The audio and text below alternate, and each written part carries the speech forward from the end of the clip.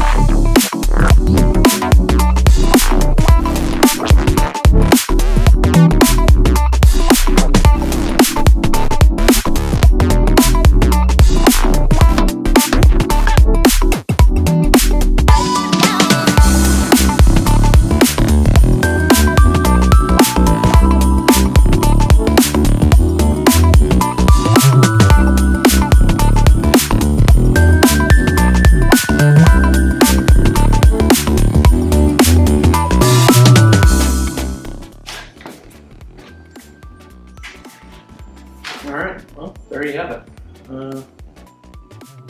Got it basically torn down to the block. There's a few pieces left, but the water pump's still on here. Whatever this part is right here is still on here.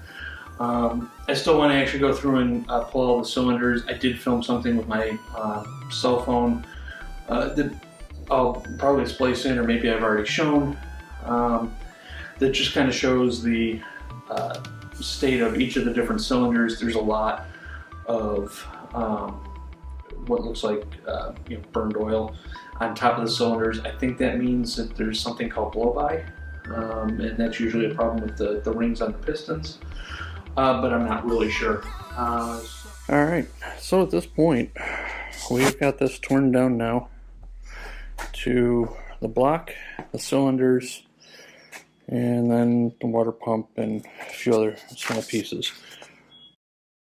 I figure I'll show some video of what I found. Unfortunately, I'm not a real mechanic, so I don't know how to diagnose or know what any of this really means. There is a lot of what appears to be oil on the top of the cylinders. It shows a little bit here, but since the engine was tilted, it probably drained out a little bit. If we take a look at the top one, here's what I see. This cylinder, as you can see, has a ton of oil in the top, and they're all quite black.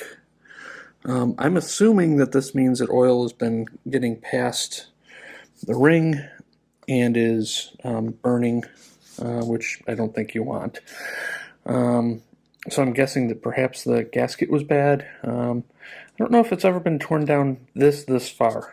The gasket looks fairly clean, although there's a big glob of gunk here. And that's actually really, I don't know what that is, but it's really thick. The cylinders themselves, from what I can see, don't seem to show any scoring, which is good. I can't see this one, but they don't seem to be like really scraped up or anything, and I don't see any cracked pistons or anything like that. So at this point, I'm pretty happy with where I've gotten it this weekend.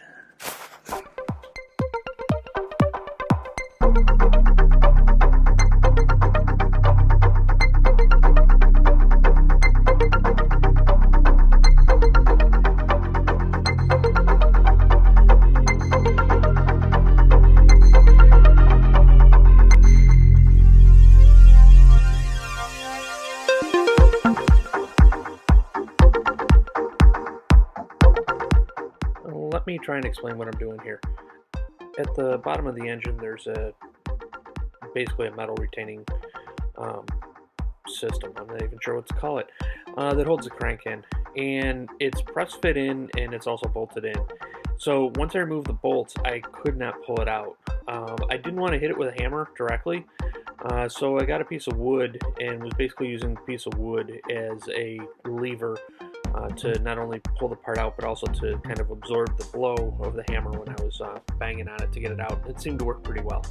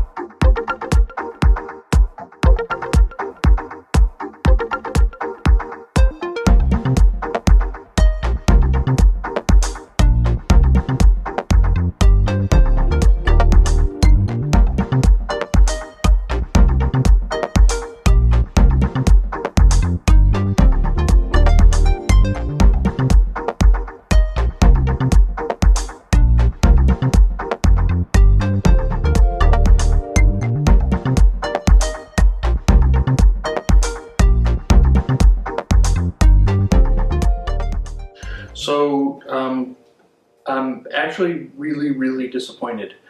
I don't know what was causing the knock. The bearings, I am no expert. Some of them are a little scored, but they're not missing chunks or anything like that. At first glance, everything I look at seems to be in perfectly good shape. So I don't know what was wrong with the engine. Still had fun tearing it apart, so there's that. I'm gonna do a quick walkthrough of all the parts that are laying around. Maybe somebody will notice something. But that's it for now.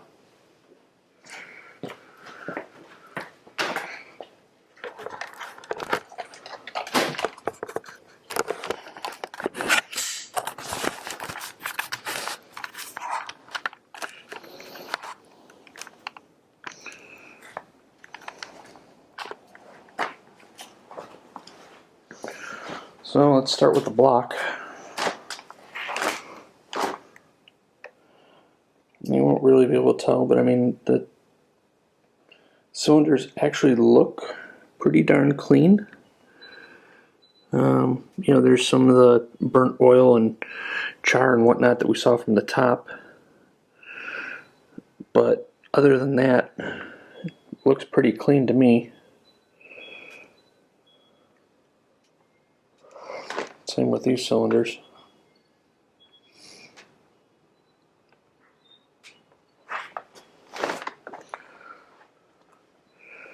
Taking a look at the pistons again, so this bearing here, well, unfortunately this bearing here dropped and fell into the pile of dirt that was in the catch basin on the bottom. But if we set that aside, the one thing that I did notice is that there's a lot of scoring on the outside of this one.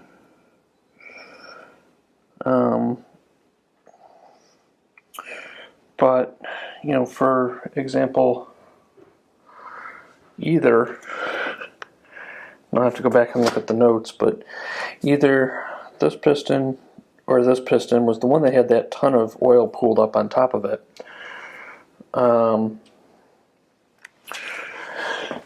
And the rings look like they're intact. And quite frankly, the bearings didn't look all that bad either. You know, there's again maybe a little tiny bit of scoring, but not what I would have thought would have caused the massive amount of problems that, or that really loud thunking noise that was coming from the engine. You know, again, this one, it's not perfectly smooth, but I'm not seeing chunks. So I'm kind of at a loss right now. May have to have a real mechanic come over and just take a look at the parts and see. Maybe somebody else will see, he or she, although the only mechanics I know right now are he. See if they pick up on something that I'm not. But again, some dirt on there because of the catch bag, but a little bit of scoring in here on this one, but I'm just not seeing the metal flake that I expected to find. So, time to try and find an expert.